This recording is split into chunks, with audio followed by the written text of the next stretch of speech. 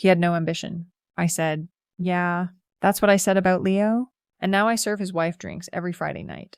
Me, Cassidy, 28 years old, looking at this woman, Brenda, and just smiling.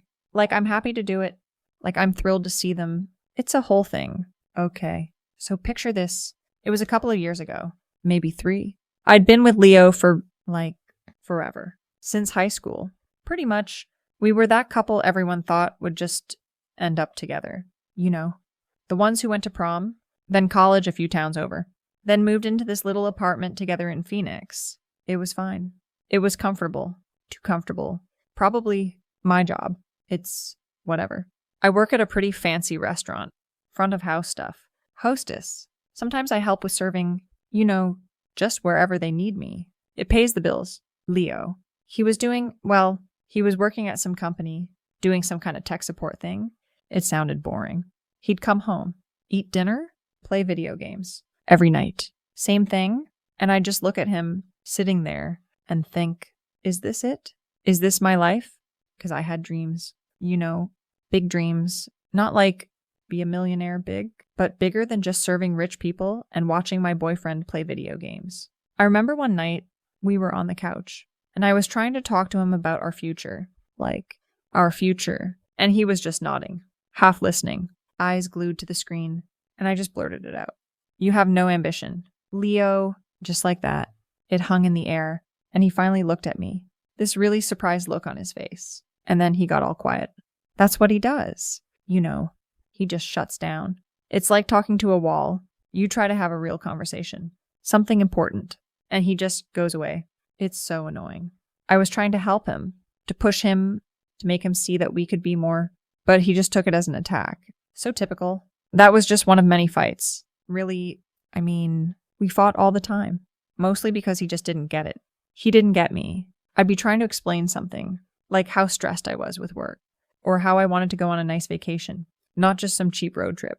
And he'd just stare at me blankly. Or he'd say, you're being dramatic. Cassidy, it's not that serious. Oh, it's not that serious. My feelings aren't serious. Okay, fine. Then I'd just shut down. 2, what's the point in even trying? And the money thing? We had this joint account for bills, rent, groceries, all that stuff. But my money, like my personal money, that was mine because I worked hard for it, you know, and I needed to have my own savings, my own little stash for clothes, for going out with my friends, for whatever I wanted. But he always seemed to think we should just pool everything. Like, why? So he could spend it on more video games or some stupid tech gadget.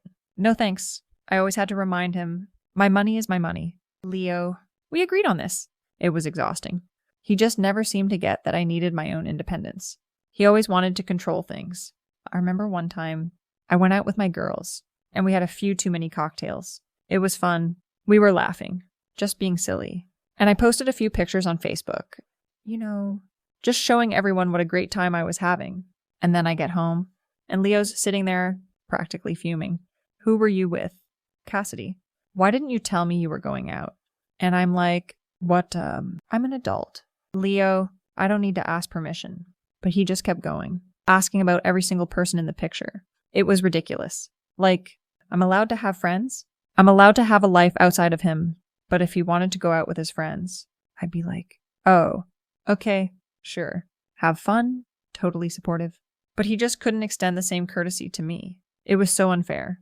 Honestly, he was just so boring. He never wanted to try new things.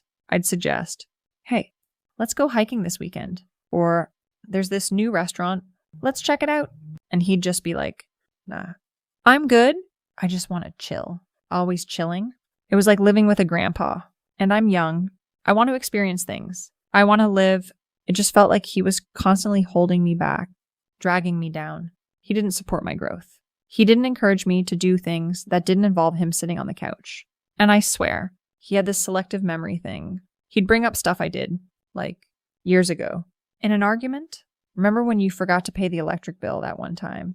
Like, dude, that was 3 years ago. I fixed it, but if I brought up something he did, like, say, the time he promised to fix the leaky faucet but never did, he'd just conveniently forget. I don't recall that. Cassidy? Oh, you don't recall convenient? We had this one argument. It was a big one. I don't even remember what it was about. Probably something stupid, like him not putting his dirty clothes in the hamper. But it escalated, like it always did. And I said, maybe we should just break up, Leo. I didn't mean it.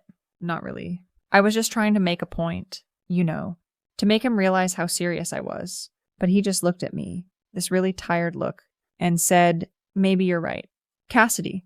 And then he just walked away. No fight, no begging, nothing. It was like he just gave up. And honestly, it felt like a punch to the gut. Like, was that it? Was he really just going to let me walk away? I thought he'd fight for me, but he didn't. He just let me go. It was shocking. Honestly, I always thought he was so wrapped around my finger. I guess I was wrong. So we broke up. It was messy, of course. I mean, it's always messy when you've been with someone for so long. And I was, devastated. For a minute, I cried. Sure. But then I realized this was my chance to finally be free, to do all the things I wanted to do without him holding me back. I went out with my friends even more. I bought some new clothes. I even tried dating again. It was different, but it was fine. I deserved to be happy, right? After all he put me through, all his stubbornness and lack of ambition, I deserved to spread my wings. And then, about a year after we broke up, I started hearing things, whispers, really about Leo, that he'd started a business. My first thought was, a business? Leo? No way. He couldn't even commit to cleaning his side of the closet, let alone starting a whole business. I just pictured him failing, spectacularly, because that's what happens when you don't have ambition, right? You try something big and you just fall flat on your face. But then the whispers got louder and clearer. And it wasn't just a business. It was a successful business. Something about specialized tech solutions. Honestly, it sounded like gibberish to me. But people were talking about him in a good way. Like he was actually doing something with his life. And not just that. He was doing well. Really well. It was annoying, to be honest. Now he decides to get ambitious. After I leave him, typical Leo, always doing things on his own timeline, never on mine. And then the kicker, the absolute soul-crushing, jaw-dropping kicker, he got married. Yeah, married. To someone else. I heard it through the grapevine. Of course. Someone at work. A casual mention. Oh, did you hear about Leo? He got married last weekend. And I just felt something, not sadness. Not really. More like disbelief. And maybe a little bit of, what the heck? My Leo. The one who I said had no ambition. The one who was happy to just sit on the couch and play video games. He got married. And to someone I didn't even know.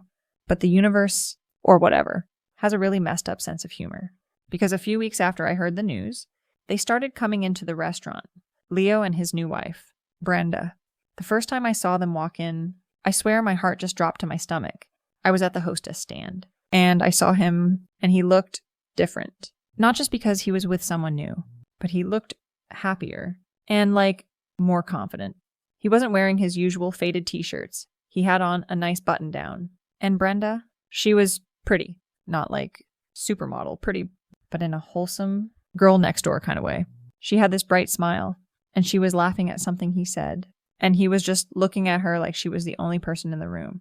And I just stood there, frozen, watching them. And then he saw me, and his smile, it kind of faltered for a second. But then he recovered, and he nodded, a polite nod. And Brenda, she smiled at me too. She didn't even know who I was. Which, of course, she didn't. And my boss, he walks up, all cheerful. Leo, great to see you again. Table for two? And Leo says, yes. And actually, this is my wife. Brenda, and my boss, he's all, oh, wonderful. Congratulations. And I'm just standing there, trying to keep my face from doing anything weird, trying to look professional. And my boss, he looks at me, Cassidy, can you show them to table 5? And that's how it started. Every Friday night, they come in and I serve them. Or if I'm hosting, I seat them. And I smile. And I ask them if they're enjoying their meal. And I bring Brenda her favorite drink, a sparkling rosé, because I know it's her favorite. Because I hear her order it every week. And she always smiles at me, this genuine, sweet smile, and says, thank you so much, Cassidy? And I say, my pleasure, and I walk away. And I swear every single time I want to scream.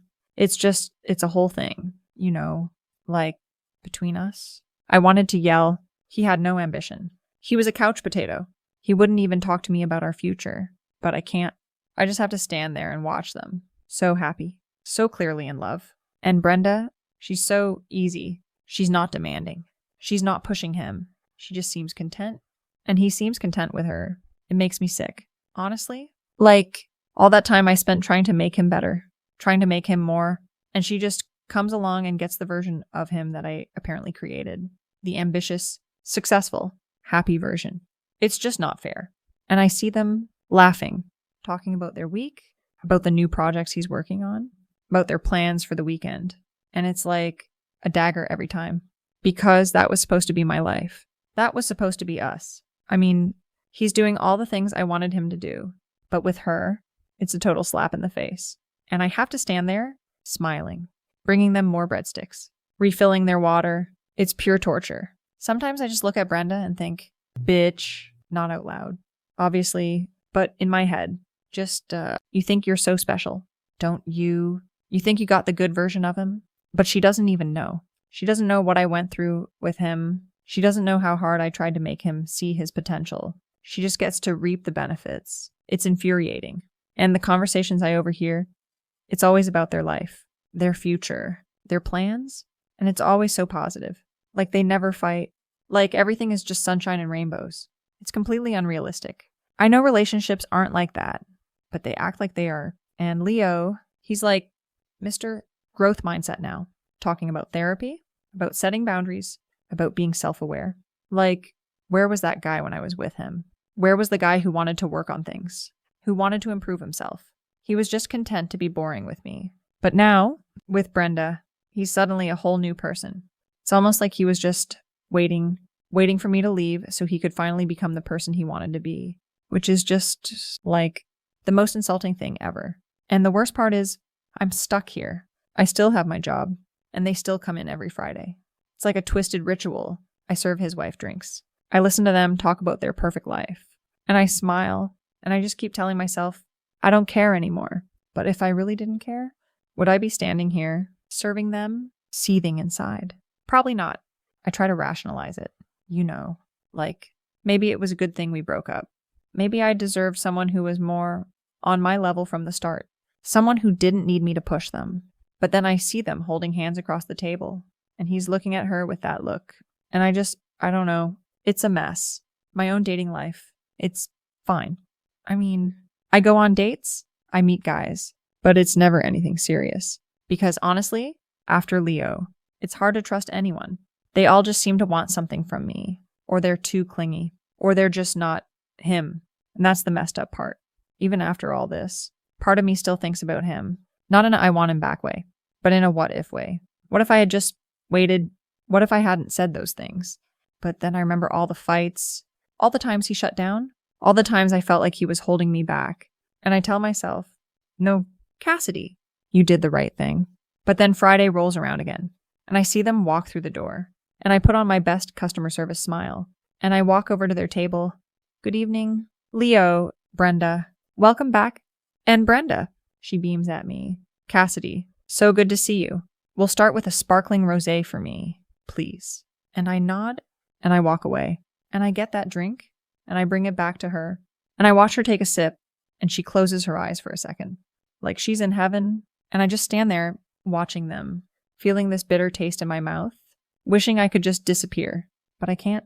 I'm here, and they're here, and this is my life now, serving drinks to the woman who got everything I wanted. It's just the way it is, and I don't regret anything I did. I regret how things turned out. That's all. It's not my fault.